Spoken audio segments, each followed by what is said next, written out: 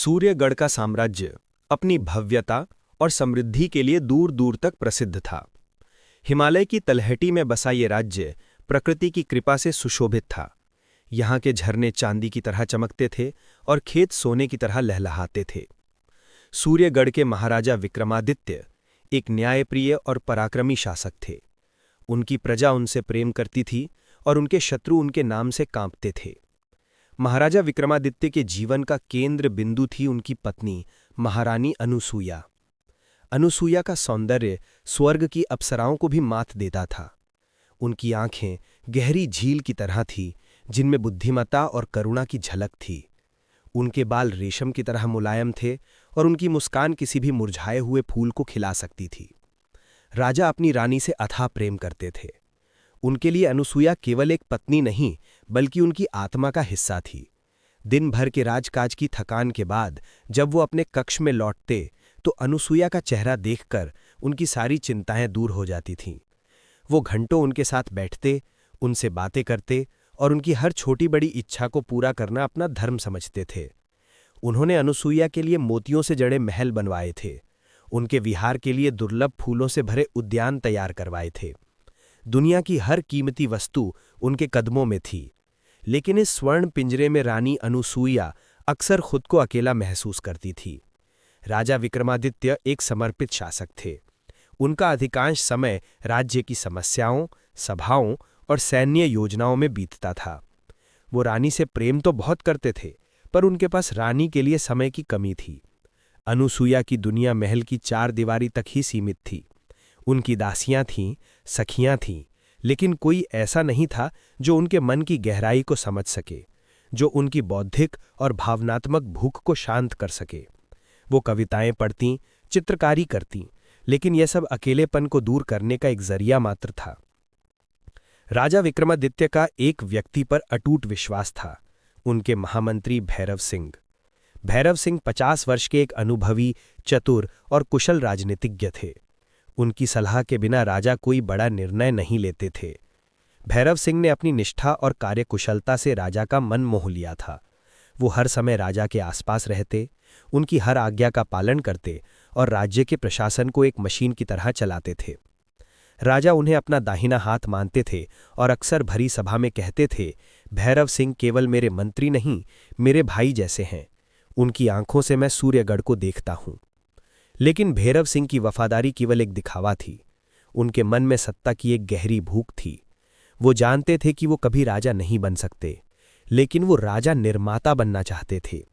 वो व्यक्ति जिसके हाथ में असली शक्ति हो, जो पर्दे के पीछे से पूरे साम्राज्य को नियंत्रित करे। उनकी आंखें हमेशा अवसर की तलाश में रहती थीं। वो जानते थे कि राजा की सबसे बड़ी ताकत और सबसे बड़ी कमजोरी दोनों ही रानी अनुसूया हैं। एक दिन राजा ने अनुसूया से कहा, प्रिय, मेरा बचपन का मित्र वीर प्रताप सिंह कई वर्षों बाद पड़ोसी राज्य से लौट रहा है। वो कुछ सप्ताह हमारे यहाँ अतिथि बनकर रहेगा। वो एक महान योद्धा होने के साथ साथ एक उत्कृष्ट कवि भी है। मुझे विश्वास है कि तुम्हें उसकी संगत पसंद आएगी। रानी ने बस मुस्कुराकर सिर हिला दिया, ये सोचे बिना कि ये मेहमान उनके जीवन में एक ऐसा तूफान लाने वाला है जो सूर्यगढ़ के इतिहास को हमेशा के लिए बदल देगा।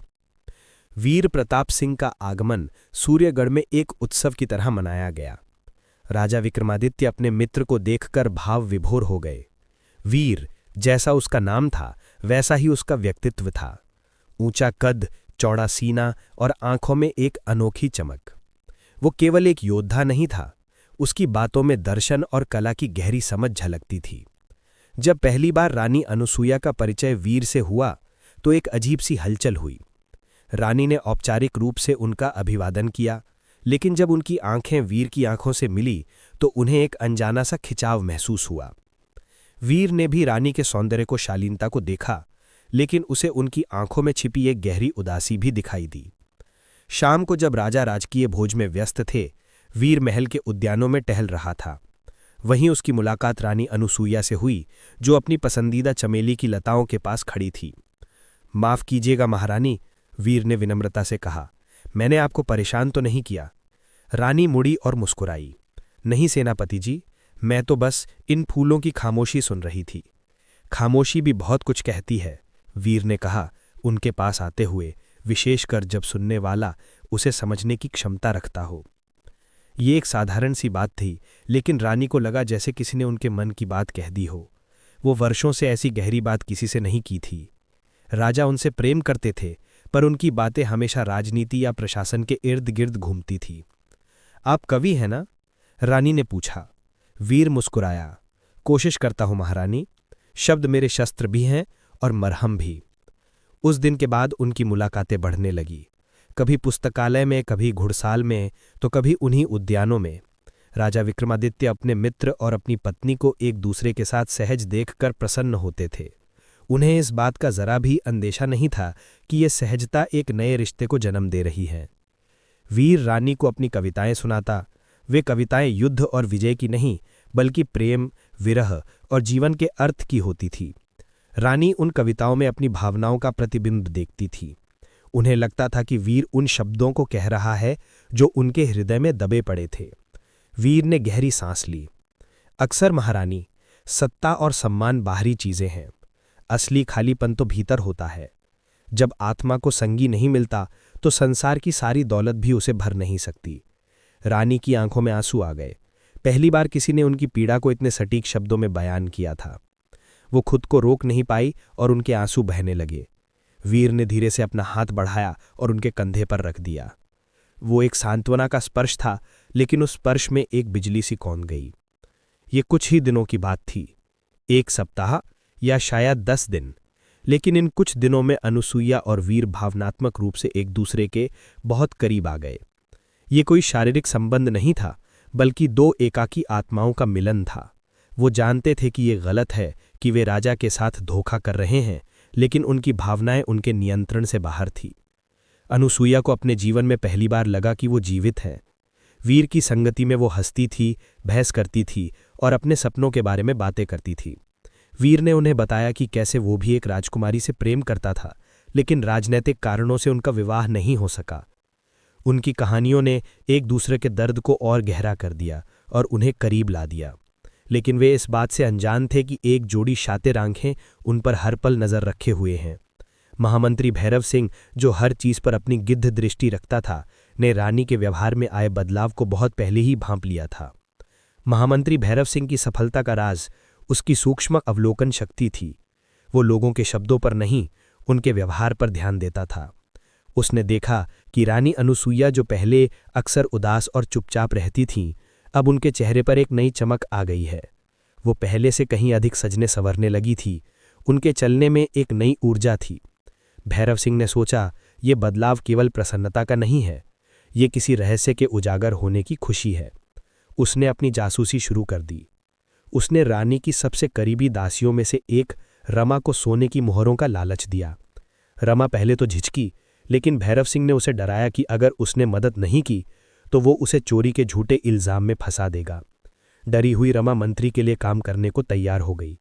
रमा ने भैरव सिंह को बताना शुरू किया, महारानी अब घंटों पुस्तकालय में बिताती हैं, जहां अक्सर सेनापति वीर प्रताप सिंह भी मौजूद होते हैं। महारानी ने हाल ही में घुड़सवारी फिर से शुरू कर दी है और सेनापति वीर ही उन्हें सिखाते हैं।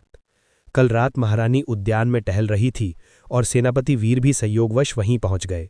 वे देर तक बातें करते रहे। ये जानकारी भैरव सिंह के लिए काफी थी। वो समझ गया था कि आग कहाँ लगी है, लेकिन उसे केवल शक नहीं, सबूत चाहिए था। ऐसा सबूत जो रानी को पूरी तरह से उसके जाल में फंसा दे। भैरव सिंह जानता था कि राजा विक्रमादित्य अपनी रानी पर अंधविश्वास करते हैं। अगर वो बिना किसी ठोस सबूत के राजा के पास जाता तो राजा उसी का सिर कलम करवा देते। उसे एक अचूक योजना बनानी थी। उसने वीर प्रताप सिंह पर भी नजर रखनी शुरू कर दी। उसने देखा कि वीर अक्सर कागज पर कुछ लिखता है और उसे अपनी जेब में रखता है। भैरव सिंह को यकीन था कि ये कविताएं या प्रेम पत्र हैं जो वो रानी के लिए लिखता है। एक दिन रानी अनुसूया को अपनी गलती का एहसास हुआ। वो आईने में खुद को देख रही थी और उन्हें जो खुशी दिखाई दे रही थी वो उन्हें चुभने लगी थी। ये खुशी धोखे की बुनियाद पर टिकी थी। वो राजा विक्रमादित्य से प्रेम करती थी, उनका सम्मान करती थी। वो एक क्षणिक भावनात्मक आवेग के लिए अपने पति को धोखा नहीं दे सकती थी। उसी शाम वो वीर से मिली। झील का किनारा जो उनके मिलन का गवाह था, आज उनके बिछड़ने का गवाह बनने वाला था। वीर, रानी ने कांपती आवाज में कहा, यह सब गलत है। हम महाराज के साथ अन्याय कर रहे हैं। वीर का चेहरा उतर गया। वो जानता था कि रानी सच कह रही है। मैं जानता हूं अनुसुईया, लेकिन मेरा हृदय मेरे वश में नहीं है। तुम्हें इसे वश में करना होगा, रानी ने दृढ़ता से कहा। और मुझे भी। कल तुम महाराज से विदा लेकर अपने राज्य लौट जाओ। कह देना कि कोई जरूरी काम आ गया है। हम फिर कभी नहीं मिलेंगे। वीर की आंखों में दर्द था, लेकिन वो रानी के निर्णय का सम्मान करता था। उसने भारी मन से सिर हिलाया। जैसा आप चाहे महारानी। बिछड़ते समय वीर ने अपनी जेब से एक कागज का टुकड़ा निकाला। ये मैंने आपके लिए लिखा था। इसे अपने पास रख लीजिएगा, मेरी याद के तौर पर। रानी ने कांपते हाथों से वो पत्र लिया और बिना कुछ कहे अपने कक्ष की ओर दौड़ पड़ी। वो नहीं जानती थी कि भैरव सिंह का एक जासूस पेड़ के पीछे छिपा ये सब देख रहा है। रानी अपने कक्ष में आकर फूट फूट कर रोई। उन्होंने वीर का दिया हुआ वो पत्र खोला। उसमें एक कविता थी जो उनके सौंदर्य और उनकी उदासी पर लिखी गई थी। रानी ने उसे पढ़ा, चूमा और फिर उसे अपने गहनों के संदूक में सबसे नीचे छिपा दिया। उन्होंने फैसला कर लिया था कि वो इस अध्याय को यहीं समाप्त कर देंगी और फिर से राजा की एक वफादार पत्नी बनकर रहेंगी। लेकिन किस्मत को कुछ और ही मंजूर था। भैरव सिंह को अब अपना मोहरा मिल चुका था। वो जानता था कि वो पत्र कहाँ है। उसे बस सही समय का इंतजार था। अगले दिन जैसा कि तय हुआ था, वीर प्रताप सिंह ने महाराज विक्रमादित्य से विदा ली। उसने राज्य में एक आवश्यक कार्य का बहाना बनाया। राजा को बहुत बुरा लगा, लेकिन उन्होंने अपने मित्र को जाने की अनुमति दे दी। वीर के जाने के बाद रानी अनुसुईया ने राहत की सांस ली। उन्हें लगा कि तूफान टल गया है। वो फिर से अपने पुरानी दिनचर्या में लौट आईं, लेकिन अब उनका अकेलापन पहले से भी ज्यादा गहरा हो गया था। भैरव सिंह मौके की तलाश में था। वो जानता था कि अब रानी अकेली और कमजोर है। एक सप्ताह बाद राजा विक्रमादित्य को सीमा पर उठे एक विद्रोह को दबाने के लिए राज्य से बाहर जाना पड़ा। ये एक छोटी सी यात्रा थी, केवल 3 दिनों की, लेकिन भैरव सिंह के लिए ये सुनहरा अवसर था। राजा ने जाने से पहले राज्य का सारा कार्यभार भैरव सिंह को सौंपा और कहा, भैरव, मेरे लौटने तक सब कुछ तुम्हारे हवाले है और रानी का ध्यान रखना। आप चिंता ना करें महाराज, भैरव सिंह ने झुककर कहा। रानी हमारी भी रानी है, उनकी सुरक्षा हमारा धर्म है। उसकी आंखों में एक शैतानी चमक थी जिसे राजा देख नहीं पाए। राजा के जाने के बाद उस रात, जब पूरा महल सो रहा था, भैरव सिंह ने अपनी चाल चली। उसने महल के कुछ भ्रष्ट रक्षकों को अपनी तरफ कर रखा था। वो चुपके से रानी के शयन कक्ष के बाहर पहुंचा। उसने रमा दासी को पहले ही आदेश दे दिया था कि वो कक्ष का द्वार अंदर से बंद ना करे। भैरव सिंह दबे पांव कक्ष में दाखिल हुआ। रानी गहरी नींद में थीं। उनके चेहरे पर एक अजीब सी शांति और दुख का मिला जुला भाव था। भैरव सिंह सीधा उनके गहनों के संदूक के पास गया। उसने धीरे से संदूक खोला और उसके अंदर से वो पत्र निकाल लिया जिसके बारे में उसे रमा ने बताया था। पत्र हाथ में आते ही भैरव सिंह के चेहरे पर एक क्रूर मुस्कान फैल गई। अब रानी पूरी तरह से उसके वश में थी। उसने जानबूझकर एक फूलदान गिरा दिया। खटाक की आवाज से रानी की नींद टूट गई। उन्होंने आंखें खोलीं और अपने कक्ष में महामंत्री को खड़ा देखकर उनके होश उड़ गए। महामंत्री, आप यहां क्या कर रहे हैं?